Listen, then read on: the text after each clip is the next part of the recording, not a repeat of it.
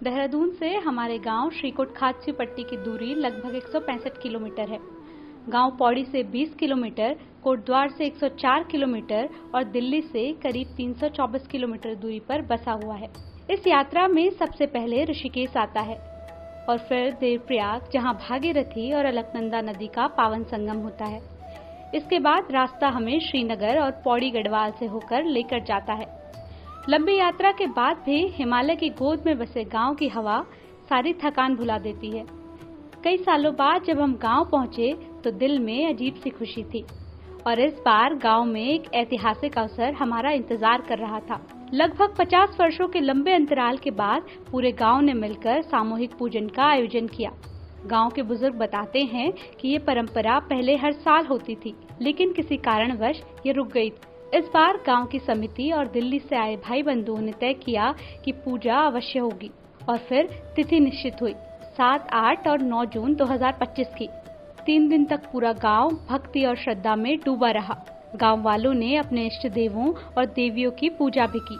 मां राजराजेश्वरी, ज्वालपा देवी, नागराज देवता, भैरव देवता और अन्य सभी देवी देवताओं का आह्वान किया गया।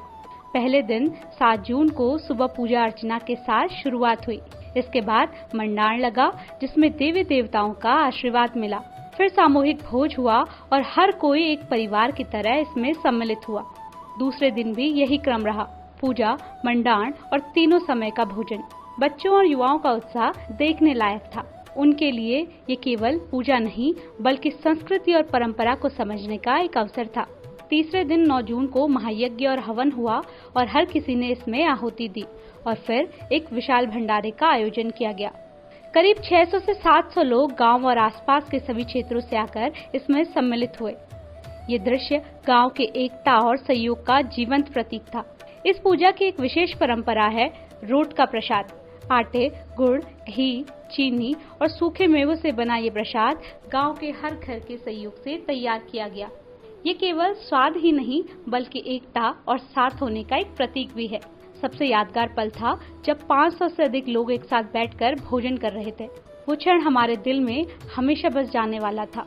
इस आयोजन की खासियत ये भी रही कि केवल गांव वाले ही नहीं बल्कि दूर दराज से आए लोग, यहाँ तक कि दिल्ली, मुंबई, पुणे, चेन्नई, पंजाब, राजस्थान और उत्तर प्रदेश से भी लोग यहाँ लौटकर वापस आए थे।